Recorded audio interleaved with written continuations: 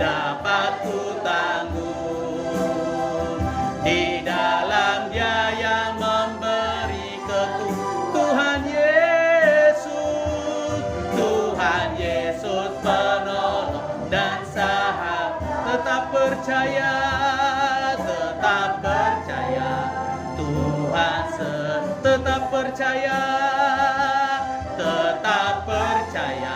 Tuhan. Sekali lagi tetap percaya Tuhan setia.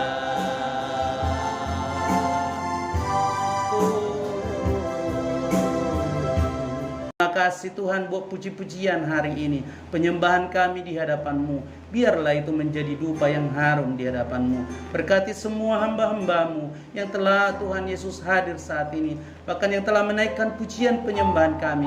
Biarlah segenap hati kami, segenap pikiran kami, segenap kekuatan kami mau persembahkan kepada Tuhan. Saatnya kami mau mendengarkan firman-Mu Tuhan, karena kami tahu kami butuh persekutuan dengan firman-Mu. Kami butuh, kami dipersekutukan dengan firman-Mu, karena firman-Mu lah yang menguatkan kami, firman-Mu lah yang menjaga kami, firman-Mu lah menjadi penerang kami di dalam kami menjalani hidup ini ya Tuhan. Tanpa firman-Mu kami tidak akan kuat menghadapinya. Berkatilah firman-Mu Tuhan, hamba-Mu yang tidak ada apa-apanya Tuhan bungkus dengan darah Yesus. Dan kami semua yang hadir, kami boleh duduk diam mendengarkan firman-Mu, sebagaimana hamba-Mu Maria yang duduk diam mendengarkan firman-Mu. Terpuji-pujilah nama-Mu Bapa, dalam nama Yesus. Haleluya, amin. Silakan duduk Bapak Ibu Saudara. Haleluya. Puji Tuhan, kita bersyukur ya, walaupun hari-hari ini cuaca ya sangat-sangat ekstra ya, banyak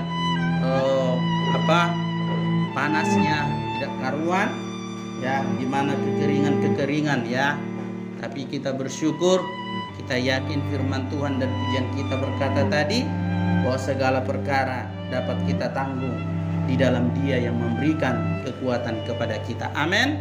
Nah Bapak Ibu Saudara yang dikasih Tuhan, hari ini renungan kita adalah mengarungi badai kehidupan. Bapak Ibu Saudara, kadang-kadang badai kehidupan yang datang kepada kita menentukan respon kita Bapak Ibu Saudara.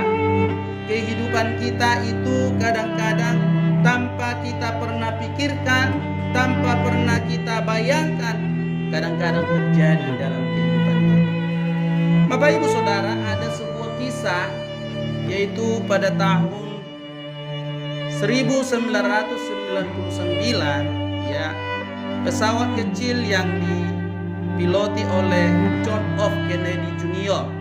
ya, jatuh ke Samudra Atlantik. Pihak penyelidikan menyimpulkan bahwa penyebab kecelakaan itu adalah kesalahan yang lazim terjadi pada penerbangan yang disebut dengan desorientasi spesial ya. Fenomena ini terjadi ketika pilot kehilangan arah akibat jarak pandang yang pendek dan lupa mengandalkan alat bantu navigasi yang dapat menolong sampai ke tujuan dengan selamat. Sepanjang perjalanan hidup kita Bapak Ibu Saudara, berbagai persoalan kerap datang menghantui atau mendatangi kehidupan kita ya. Kadang-kadang kita merasa kewalahan, kita kehilangan arah. Bahkan kita seringkali Bapak Ibu Saudara sampai kita berkata, Tuhan mengapa ini terjadi? Seperti ayat yang akan kita baca, yaitu di dalam Mazmur 43 ayat 1 sampai dengan ayat 5. Kita akan baca Alkitab kita, Mazmur pasal 43 ayat 1 sampai dengan ayat 5. Mazmur pasal 43 ayat 1 sampai dengan 5. Saya akan bacakan buat kita. Bapak Ibu Saudara tolong disimak, dibaca di dalam hati firman Tuhan atau Alkitab yang Bapak Ibu Saudara pegang. Berilah keadilan kepadaku ya Allah, dan perjuangkanlah perkaraku terhadap kaum yang tidak saleh. Luputkanlah aku dari orang penipu dan orang curang, sebab Engkaulah Allah tempat pengungsianku. Mengapa Engkau membuang aku Mengapa aku harus hidup berkabung di bawah impitan-impitan musuh? Suruhlah terangmu dan kesetiaanmu datang, supaya aku dituntun dan dibawa ke gunungmu yang kudus dan ke tempat kediamanmu. Maka aku dapat pergi ke mezbah Allah, menghadap Allah adalah sukacita dan kegemaranku, dan bersyukur kepadamu dengan kecapi, ya Allah, ya Allahku. Mengapa engkau tertekan, hai jiwaku, dan mengapa engkau gelisah di dalam diriku? Berharaplah kepada Allah, sebab aku bersyukur lagi kepadanya, penolongku dan Allahku. Ini adalah cerita penulis Mazmur, Bapak Ibu Saudara, yang boleh dikatakan seperti yang saya katakan tadi. Kadang-kadang persoalan hidup, beban persoalan kerap kali membuat kita merasa kewalahan. Bahkan di dalam ayat ini, penulis Mazmur ini berkata di dalam ayat 2, mengapa engkau membuang aku? Mengapa aku harus hidup berkabung di bawah impitan musuh? Ini adalah menggambarkan keadaan kita sebagai manusia tatkala kita diperhadapkan dengan kondisi masalah yang kita hadapi. Kadang-kadang kita kewalahan sampai kita mengatakan seperti ini. Ini Bapak Ibu Saudara, sebagai manusia kadang-kadang kita wajar, kita tidak sanggup menghadapinya. Lalu kita mengatakan, mengapa ini terjadi Tuhan? Bukan karena Bapak Ibu Saudara, seseorang ketika mengatakan itu, dia karena bukan kurang rohani, tetapi itu adalah ekspresi jiwa yang sesungguhnya manusia, yang pada hakikatnya dia tidak akan mampu menghadapi kondisi situasi di luar daripada dirinya sendiri. Bapak Ibu Saudara yang dikasih Tuhan, dikatakan tadi di dalam ayat ini, berbagai macam kehidupan yang kita rasakan, seringkali jujur kita katakan Bapak Ibu Saudara, seringkali kita bahkan menganggap seolah-olah Tuhan sedang membiarkan kita. Tidak peduli kita seberapa lama kita menjadi orang Kristen, tidak peduli kita Bapak Ibu Saudara seperti apa posisi kita. Dan ini adalah hal yang lumrah. Tetapi yang tidak lumrah apabila itu berlarut-larut, apabila itu justru membawa kita tenggelam di dalam kesedihan dan tidak mampu berbuat seperti yang dikatakan oleh firman Tuhan hari ini. Bapak Ibu Saudara, di dalam firman ini dikatakan bahwa kebingungan, persoalan, masalah yang kita hadapi, yang walaupun Bapak Ibu Saudara mungkin hari ini keadaan kita sedang berkabung, hari ini keadaan kita mengatakan, Tuhan aku sudah tidak kuat, Tuhan aku tidak mampu lagi, Tuhan tolong aku. Mungkin itu yang akan kita alami Bapak Ibu Saudara. Tapi jangan berhenti di situ. Mari tetapkan di hatimu bahwa ada penolong yang setia, yang selalu menolong hidup kita. Di dalam ayat ini Bapak Ibu Saudara, dikatakan tadi, dalam keputusannya pemazmur memohon kepada Allah tuntunan yang pasti agar dia bisa melewati situasi tersebut untuk mencapai tujuan dengan selamat, yaitu tempat kediaman Allah. Pemazmur tahu bahwa hanya dengan menghadap Allah ia akan menemukan pengharapan dan sukacita yang baik. Bapak Ibu Saudara, sebagai manusia tadi saya katakan, kadang-kadang kita mengeluh, itu adalah wajar. Di dalam Alkitab dikatakan bahwa di bawah kolong langit ini tidak ada manusia yang tidak mengeluh. Tetapi jangan sampai keluhanmu membuat engkau berhenti untuk tidak berharap. Sebagaimana pemazmur katakan tadi, walaupun dia mengeluh, dia diperlakukan tidak adil, bahkan dikatakan di dalam ayat ini seolah-olah Tuhan membiarkan dia, meninggalkan dia. Tapi satu hal, tekad dia di dalam ayat ini dikatakan, aku harus berdiam di rumah Tuhan, aku harus sampai ke baitnya Allah. Ada satu kerinduan di dalam hatinya, dia tidak mau diam atau ditekan oleh persoalan itu terlalu dalam. Dia katakan di dalam ayat 4, ya, ayat 4 dikatakan, maka aku dapat pergi ke mezbah Allah, menghadap Allah yang yang menghadap Allah yang adalah sukacitaku dan kegembiraanku, dan bersyukur kepadamu dengan kecapi, ya Allah, ya Allah.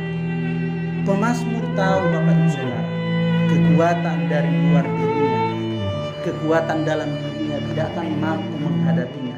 Tetapi dia tahu ketika dia datang kepada Tuhan, ada kekuatan yang ekstra yang memampukan dia untuk dapat melewati segala persoalan hidupnya.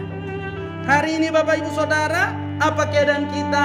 Mungkin kita bergumul, banyak persoalan kita. Saya tahu yang namanya hidup, banyak belenggu, banyak pergumulan, banyak persoalan. Ini belum selesai, sudah tiba ini belum selesai, tiba lagi ini, dan lain sebagainya. Yang seringkali membuat kita, Tuhan kapan berhentinya ini? Kapan selesainya ini? Tapi kita mau belajar dari Alkitab. Satu tekad dalam hati kita, jangan mau ditenggelamkan oleh pergumulan hidup ini. Berharaplah kepada Tuhan. Sebagaimana ayat 5 dikatakan tadi, berharaplah kepada Allah, sebab aku bersyukur lagi kepadanya, penolongku dan Allah. Mungkin Bapak Ibu Saudara bergumul dalam kesehatan, bergumul dalam hal banyak hal. Katakan Alkitab tadi, berharaplah kepada Tuhan. Apa saja yang diminta oleh pemazmur sebagai penuntunnya untuk dia mampu menghadapi masalah, menghadapi persoalan, menghadapi belenggu yang merentangi kehidupannya, yang perlu kita pelajari siang hari ini. Ada 3 hal. Yang pertama, di dalam ayat 1 dikatakan, berilah keadilan kepadaku ya Allah, dan perjuangkanlah perkaraku terhadap kaum yang tidak saleh. Luputkanlah aku dari orang penipu dan orang curang. Yang pertama Bapak Ibu Saudara, yang penulis Mazmur buat, yang mau kita lakukan untuk kita bisa mengarungi badai kehidupan ini. Yang pertama, di dalam ayat 1 dikatakan, kita datang, kita minta kepada Tuhan, kita mohon kepada Tuhan keadilan dari Allah untuk memperjuangkan perkara kita. Dalam ayat 1 dikatakan, berilah keadilan kepadaku ya Allah. Bapak Ibu Saudara yang dikasih Tuhan, ini berbicara, Bapak Ibu Saudara, keadilan ini berbicara bahwa Tuhanlah yang tahu setiap kehidupan kita.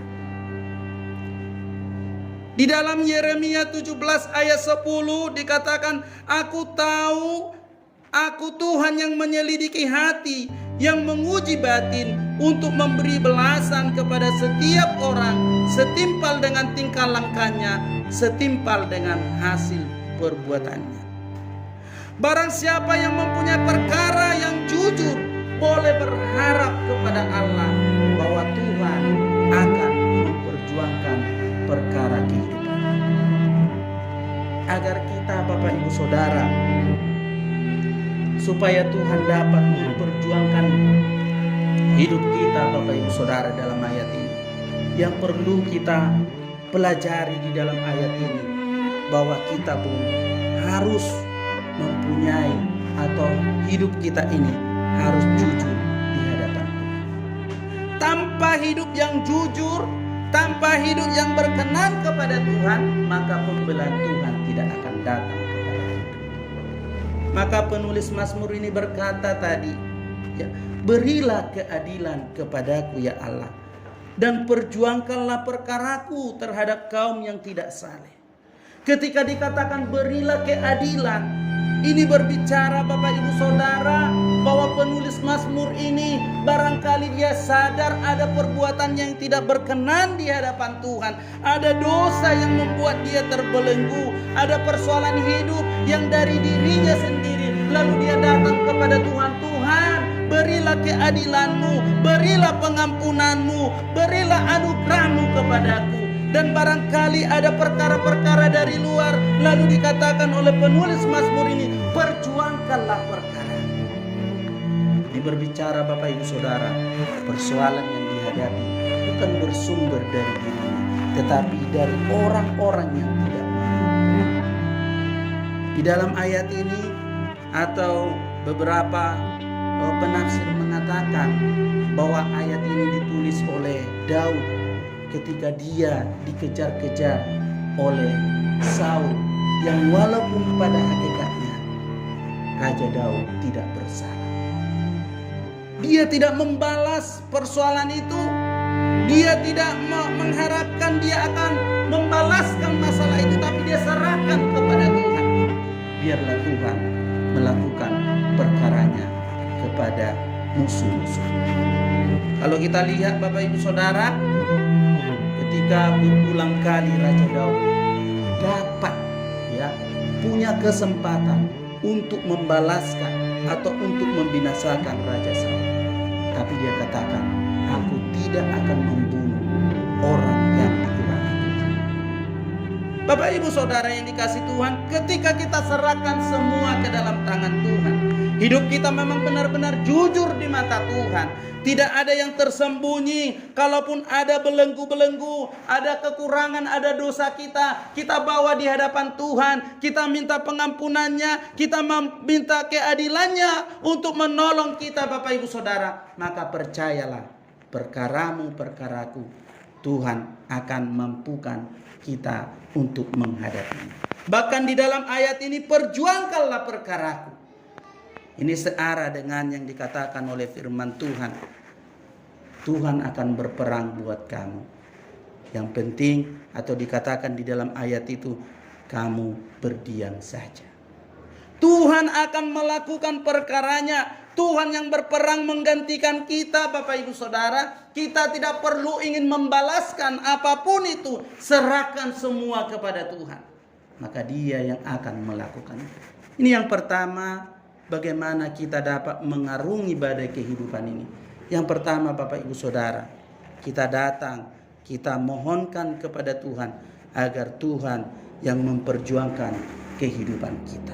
Agar Tuhan yang memperjuangkan perkara kehidupan kita. Karena dikatakan bahwa Tuhannya yang menyelidiki hati, menguji batin, memberi balasan kepada setiap orang yang setimpal dengan tingkah lakunya dan setimpal dengan hasil perbuatannya. Kita tidak perlu Bapak Ibu Saudara membela diri. Tapi di dalam ayat ini dikatakan Tuhan tahu. Dia yang menguji batin kita. Seberapa kuat pun kita mempertahankan kebenaran kita, belum tentu didengar Bapak Ibu Saudara. Kalau orang sudah punya persepsi yang salah tentang kita, sebaik apapun kita buat Bapak Ibu Saudara, dia akan selalu menilai kita dengan nilai-nilai yang tidak baik. Tetapi ketika kita datang kepada Tuhan, kita serahkan kepada Tuhan, Tuhanlah yang menjadi pembela kita. Akulah yang berperang menggantikan kamu. Bahkan dikatakan di dalam Alkitab, jika Tuhan di pihak kita, siapakah yang menjadi lawan kita? Seringkali kita habis tenaga, habis kekuatan kita berjuang untuk membela atau membenarkan diri kita. Yang walaupun menurut kita benar, tapi kalau orang yang sudah menilai kita, dia akan selalu mengatakan bahwa kita salah. Oleh karena itu Bapak Ibu Saudara, saya kurang tertarik dengan orang yang berapologet, dengan orang yang kita lihat di media sosial sampai berjuang, sampai ngotot-ngototan. Karena apa? Sudah berbeda. Ya. Karena pola pikirnya, berdirinya untuk menilai ini, untuk menilai tentang ketuhanan Yesus sudah berbeda. Tidak akan mungkin sampai habis tenaga kita. Yang ada adalah kebencian dan yang ada adalah permusuhan. Bahkan yang ada adalah nama Tuhan menjadi bahan olok-olokan. Bapak Ibu Saudara yang dikasih Tuhan, dikatakan berharaplah kepada Tuhan. Dia akan memberikan perkaramu Bapak Ibu Saudara, dia akan tangguh. Dia akan menyelesaikan tepat pada waktunya. Maka Alkitab katakan indah pada waktunya. Yang kedua, bagaimana kita Bapak Ibu Saudara mengarungi badai kehidupan. Apa yang kita lakukan seperti yang dikatakan oleh Mazmur tadi. Di dalam ayat yang keempat dikatakan, ayat yang ketiga, suruhlah terangmu dan kesetiaanmu datang supaya aku dituntut dituntun dan dibawa ke gunungmu yang kudus dan ke tempat kediamanmu. Yang kedua, Bapak Ibu Saudara, apa yang harus kita lakukan di dalam mengarungi badai kehidupan? Di dalam ayat ini kita memohon terang dan kebenaran sebagai jaminan kehadiran Allah dengan perantara Roh Kudus yang akan memampukan kita. Dalam ayat ini dikatakan, suruhlah terangmu dan kesetiaanmu datang, supaya aku dituntun dan dibawa ke gunungmu yang kudus dan ke tempat kediamanmu. Dalam King James Version dikatakan terangmu dan kebenaranmu. Artinya Bapak Ibu Saudara, untuk kita dapat mengarungi badai kehidupan ini yang penuh dengan fenomena, penuh dengan gelombang, penuh dengan sandiwara, penuh dengan masalah persoalan, Bapak Ibu Saudara, kita hanya dapat melewati apabila kita selalu bergantung penuh kepada kebenaran dan tuntunan Roh Kudus. Tidak ada, Bapak Ibu Saudara, Dia yang akan menjaga langkah kita.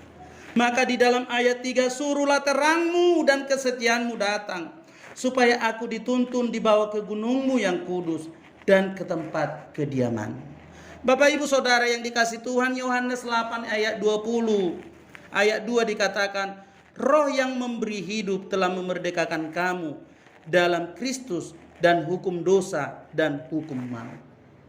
Maka yang dapat kita lakukan, Bapak Ibu Saudara, kita mau belajar hidup di dalam kebenaran. Ketika kita menghadapi badai kehidupan ini yang penuh dengan gelombang, penuh dengan masalah, tak ada yang bisa kita lakukan selain kita bergantung penuh kepada kebenaran dan tuntunan Roh Kudus.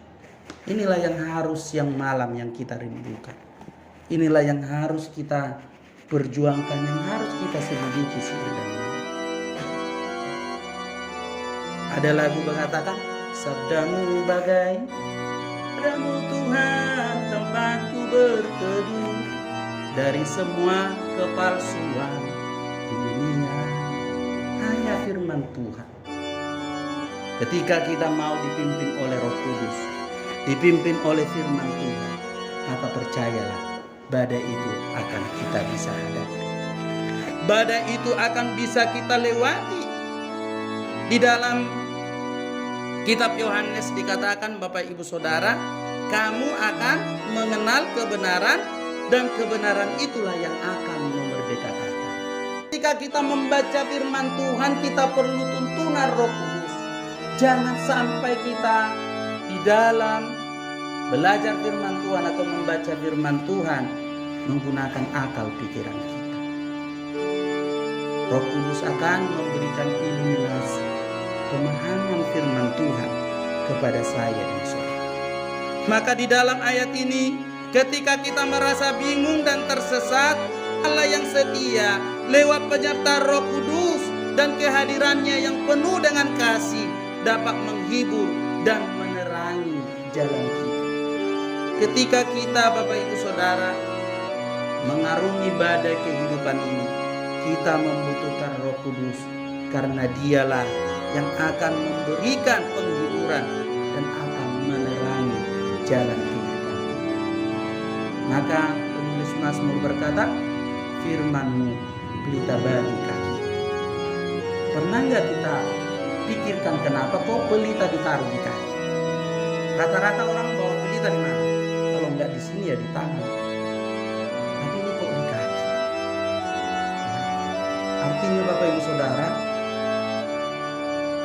ketika firman itu di kaki Bapak Ibu Saudara, ya, terangnya itu hanya sebatas langkah itu. Tidak bisa menerangi sampai ke sana.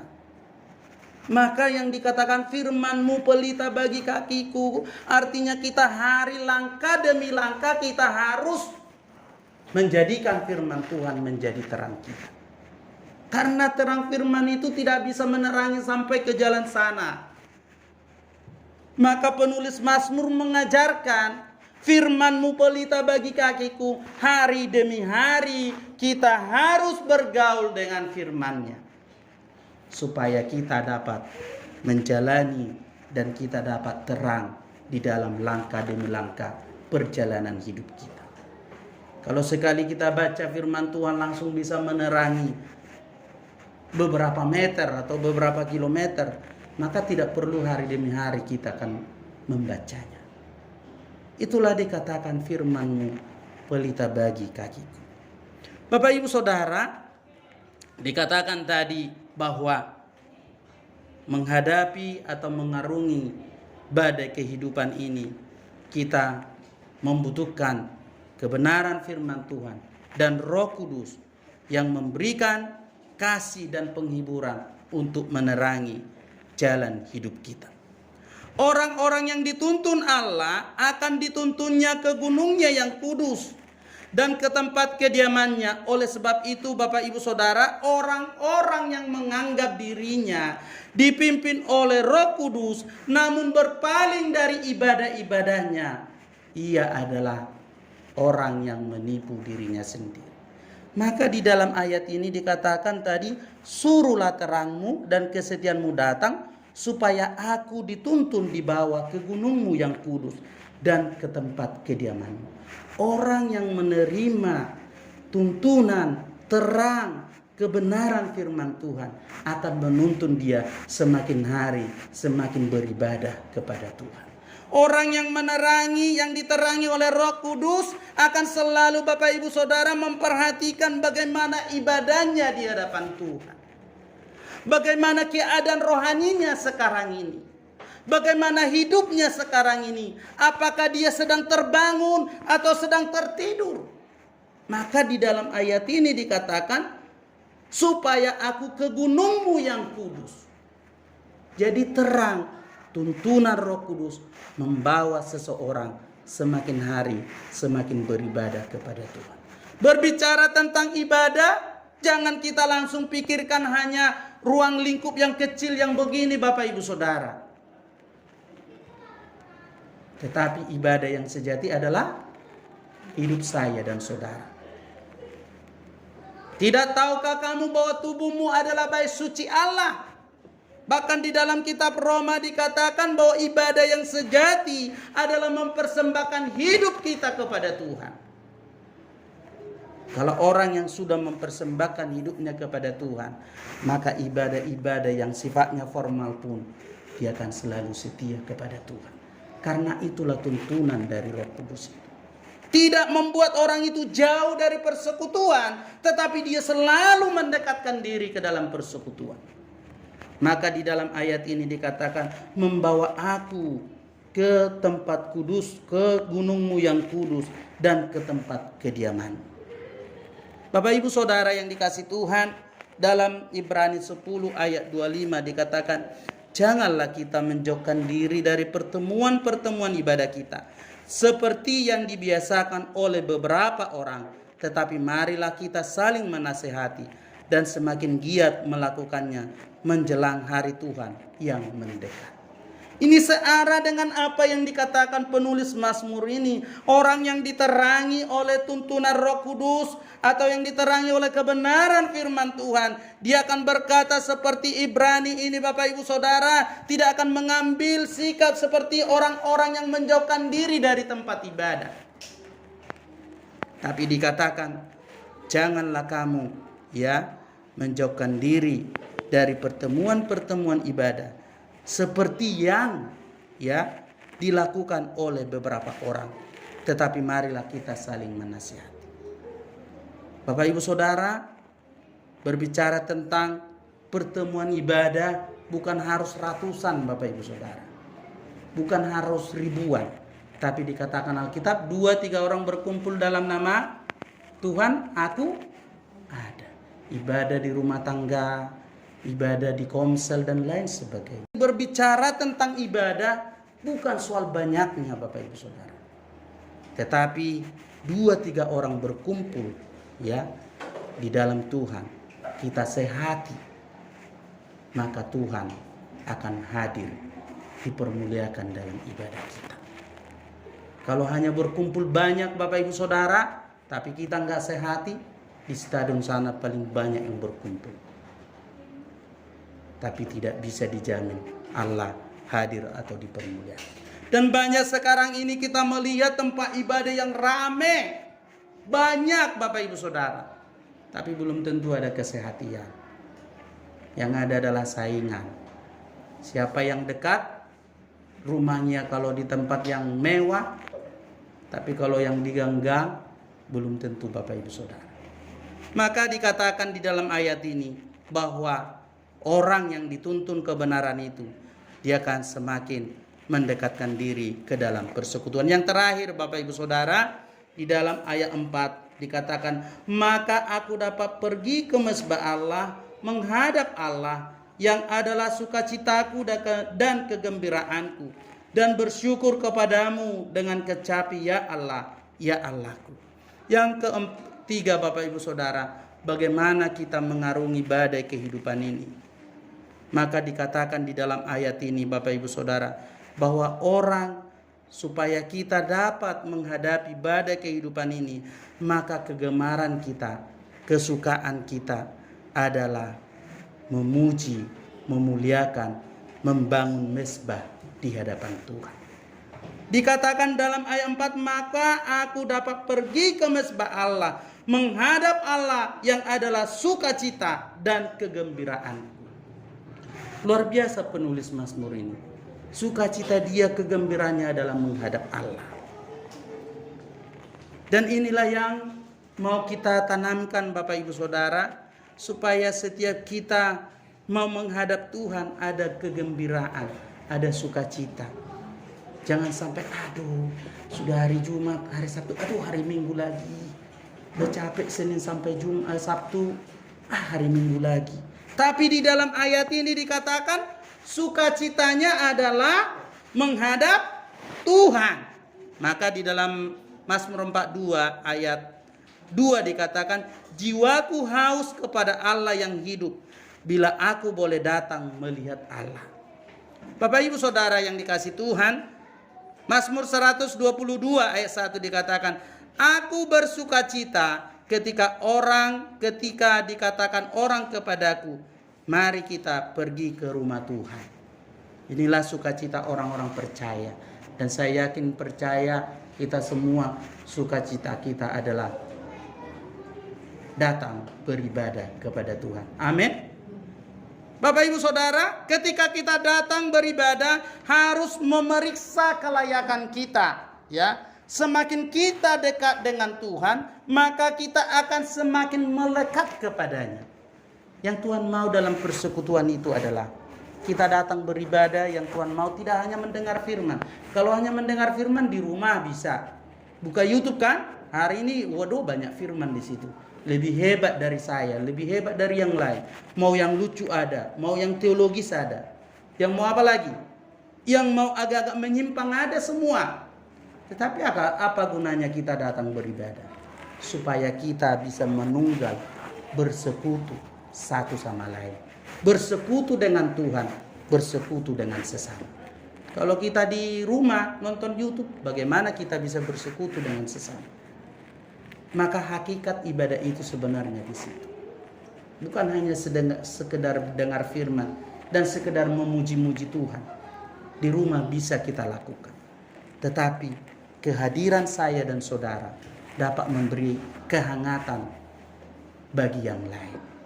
Kehadiran Amang Tumorang bisa memberi kehangatan kepada Amang Siregar. Demikian sebaliknya Bapak Ibu Saudara. Disitulah dikatakan bahwa persekutuan itu mempersekutukan kita satu sama lain. Mempersekutukan kita dengan Tuhan dan mempersekutukan kita dengan sesama. Maka dikatakan semakin kita dekat kepada Tuhan, maka kita akan semakin melekat dengan Dia.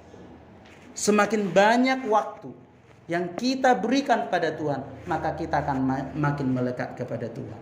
Saya masih ingat dulu itu konseling anak muda ya, kalau nggak salah psikologi anak muda ya, tentang berpacaran. Makin banyak waktunya dilakukan untuk berpacaran, maka keintiman dengan pacarnya akan semakin meningkat. Penyelewengan untuk melakukan dosa akan semakin bertambah untuk menjaga kekudusannya. Demikian juga kita Bapak Ibu Saudara, makin kita banyak intim dengan Tuhan, grafik kita akan makin dekat dengan Tuhan. Dan yang kedua Bapak Ibu Saudara, ibadah yang kita lakukan haruslah dengan sepenuh hati. Ya. Dengan hati yang benar. Sia-sia saja kita mengikuti upacara atau kegiatan ibadah kita, tetapi pada dasarnya hati kita tidak tulus atau tidak bersih di hadapan Tuhan. Maka pemazmur katakan, siapakah yang dapat naik ke gunung Tuhan? Hanya orang-orang yang kudus, yang tulus hatinya. Kalau masih ada Bapak Ibu Saudara barang yang membuat atau membuat hubungan kita dengan Tuhan, itu harus kita buang. Di dalam ayat ini, ketika kita datang beribadah, maka kita harus dengan sepenuh hati dan hati yang benar. Maka Yesus katakan apa? Kalau engkau sedang berdoa, lalu kamu atau sedang beribadah, kamu ingat, ya, kamu ingat pernah melakukan kesalahan atau sakit hati kepada temanmu, lalu tinggalkanlah itu, berdamai dululah dengan saudaramu. Arti hakikat ibadah itu ketika kita datang harus benar-benar setulus hati dan hati yang benar di hadapan Tuhan. Yang terakhir Bapak Ibu Saudara, ketika kita datang beribadah, maka kita akan mengalami sukacita yang luar biasa. Ya. Maka di dalam 1 Timotius 4 ayat 8 dikatakan, latihan badani terbatas gunanya, tetapi ibadah itu berguna dalam segala hal, karena mengandung janji, baik untuk hidup ini maupun untuk hidup yang akan datang. Jadi ibadah itu Bapak Ibu Saudara, kalau kita ibadah dengan sungguh-sungguh, kita akan mengalami sukacita yang luar biasa. Dalam bahasa aslinya dikatakan kita akan mengalami kegembiraan yang luar biasa. Kegembiraan ini adalah yang terutama kegembiraan rohani kita. Dan juga tentu saja kegembiraan hati kita. Bapak Ibu Saudara yang dikasihi Tuhan, dikatakan tadi, bagaimana kita mengarungi badai kehidupan ini? Maka yang terakhir adalah tanamkan di hati kita, atau buatlah kegemaran dalam hatimu. Sukacitamu adalah untuk membangun mezbah Tuhan. Bangunlah mezbah Tuhan di dalam hidup. Biarlah itu menjadi kesukaanmu. Sebagaimana apa yang kita hobikan Bapak Ibu Saudara, maka demikian juga kita di dalam ibadah kita. Maka percayalah, badai itu akan bisa kita hadapi. Percayalah, penolong yang setia akan selalu menolong, menuntun kehidupan kita. Dia akan membawa kita, bahkan Bapak Ibu Saudara, kemenangan demi kemenangan akan kita lalui. Demikianlah renungan kita di sore hari ini. Kiranya lewat renungan ini, Bapak Ibu Saudara, kita semakin hari semakin dekat dan setia kepada Tuhan untuk mengarungi badai kehidupan ini. Kita semakin hari semakin memohon tuntunannya dan pertolongannya dalam bagimu Tuhan. Terima kasih Bapa, Kau penolong yang setia. Naikkan pujian ini dengan